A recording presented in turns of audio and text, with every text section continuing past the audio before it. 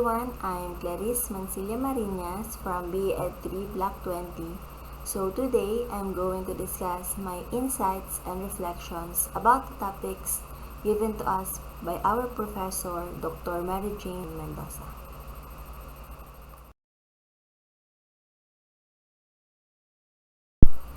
The K-12 basic education from grade 1 to grade 3 curriculum framework focused on the development of literacy and numeracy skills and learning concepts. So the first language, which is the mother tongue from grade 1 to grade 3 and later transferred to second language, which is the Filipino and English.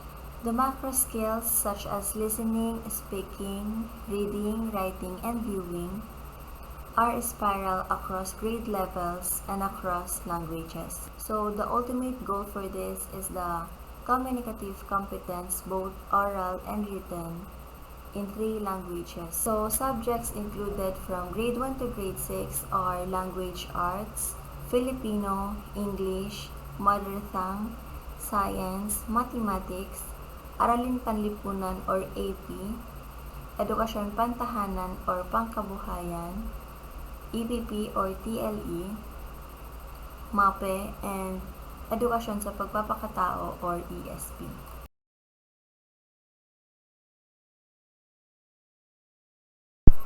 So, my insights about the ICT policy is that it is a set of principles or broad course that guides the governments, organizations, corporations, and individuals. There are also national ICT policy, of which a process put into place by governments and stakeholders that who are committed to the process of bringing technology to all individuals and communities. My personal reflection about ICT policy is that it helps government to be flexible and responsible.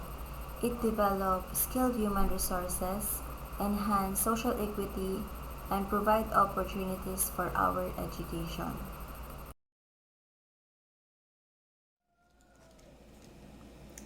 My insights and reflection about the uses of ICT in teaching and learning in basic education is that ICT integration is to improve and increase the quality, accessibility, cost efficiency of the deliveries of instruction to students. It also refers to benefit from networking the learning communities to face the challenges of the current globalization. My personal reflection to the uses of ICT in teaching and learning in basic education enable us to have an innovative educational resources and to gain new learning methods. It helps us to be more proficient in using technology as well as within line of competency.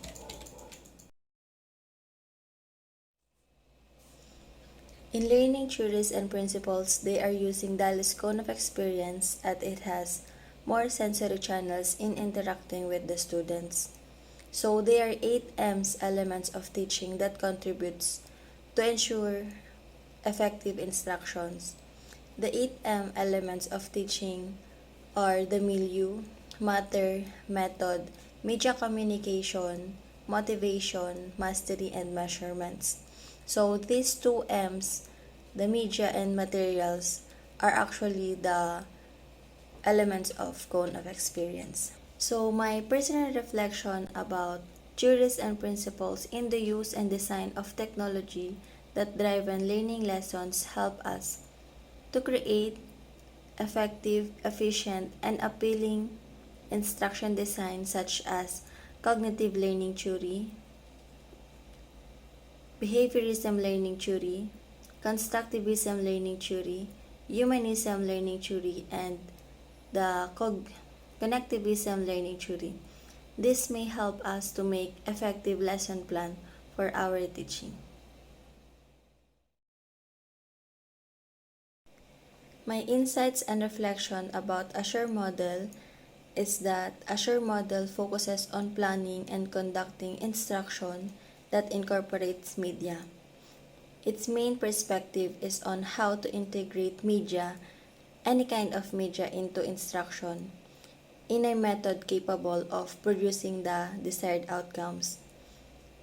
So by following the Assure model help us to improve our teaching. So Assure model is composed of 6 steps in planning instruction. First, analyze learners. Second, state objectives. Select methods, media, materialism, utilize methods, materials, and media. Require learners' participation, evaluate students' performance. I learned that Assure models produce guides for planning and delivering instructions that integrates media and technology in teaching process. It helps teachers in organizing instructional procedures such as writing lesson plans. So using media and technology helps teachers in the classroom, especially online classes such as giving activities and modules. My insights and reflections about digital literacy skills is that it is an individual's ability to find, evaluate, and compose clear information through writing and other media on various digital platforms. It is evaluated by an individual's grammar, composition, typing skills, and ability to produce text, images, audio, and design using technology. So, digital literacy is built to expand the role of social science research in the fields of literacy as well as on concepts of visual literacy, computer literacy, and information literacy. The importance of digital literacy to students is to find and consume digital content. They should also know how to create, communicate, and share digital contents. So using diverse teaching content help learners to gain skills while providing them opportunities for personalization that leads to reading growth for the students at all levels.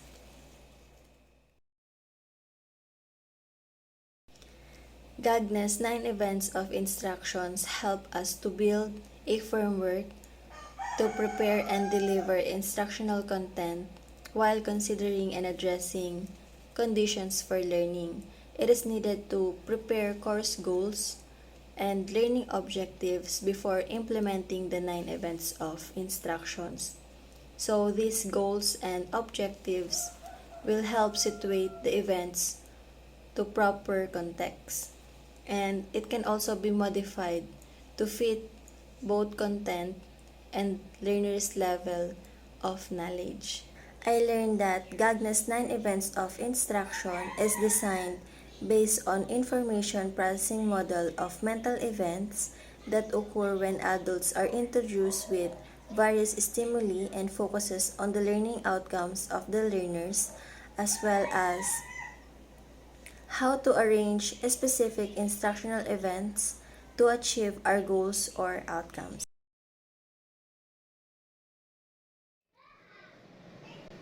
My insights and reflections about Bloom's taxonomy is that Bloom's taxonomy framework has been applied by a generation of K-12 teachers and college instructors in their teaching. It was published in 1956 by Benjamin Bloom with collaborators Max Engelhardt, Edward First, Walter Hill, and David Cratwell by categorizing educational goals, taxonomy of educational objectives. This taxonomy was created in order to promote higher forms of thinking in education such as analyzing and evaluating concepts, processes, procedures, principles, rather than just remembering fact or rote learning. It is most often used when designing educational training and learning processes. My insights and reflections about the topic, the future technology integration, is that learners create their own digital content, access, curate materials, and put all together a flow or layout such as animated report or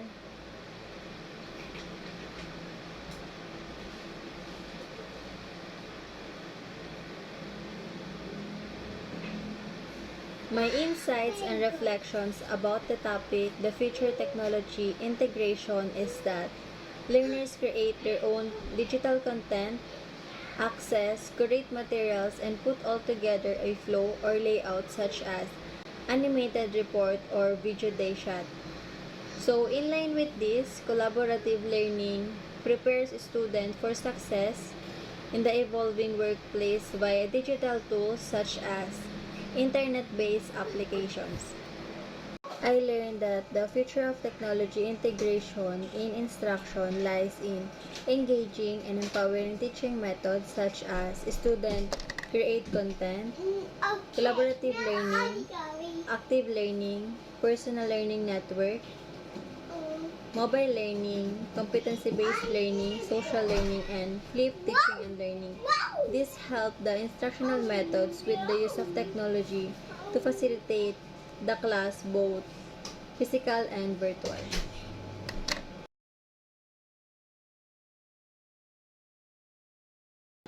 Conventional and modern teaching practice are both approaches that can be appropriate in teaching students depending on particular situations. Teacher-centered approaches and learner-centered approaches both have their content, instructions, classroom environment, assessment, and the technology. So, I learned that there are more than one way to teach the children. In teaching the students, there can be approaches that can be appropriate to use depending on particular situation. So, through this quality of education, this will help learners to develop abilities and skills along the way in the educational process.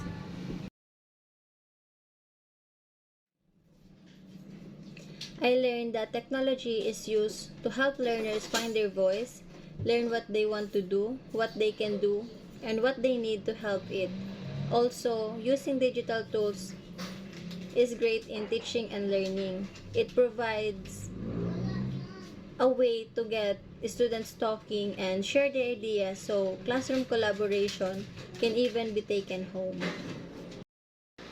Communication through collaboration enhances learners through writing skills and student voice. Blogging, wiki spaces, and projects are some options to promote classroom collaboration. So using these tools is great as discussion because they don't have to end when class does.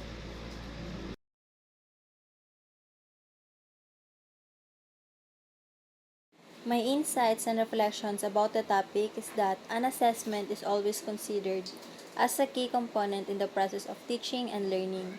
There are various kinds of tasks that are not suitable for the computer to evaluate them, but most of the time, the technology becomes a powerful tool in carrying out the tasks such as computer assisted assessment (CAA), computer adapted testing (CAT), e-portfolio, digital rubrics, online assessment, survey tools and wikis, and the major role played by the ICT is to make the process of assessment easy for teachers.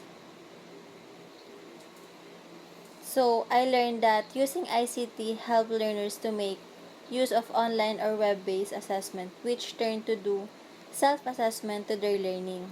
By using these various kinds of technology, also allow learners to develop at their own pace and work individually or solve problems in a group.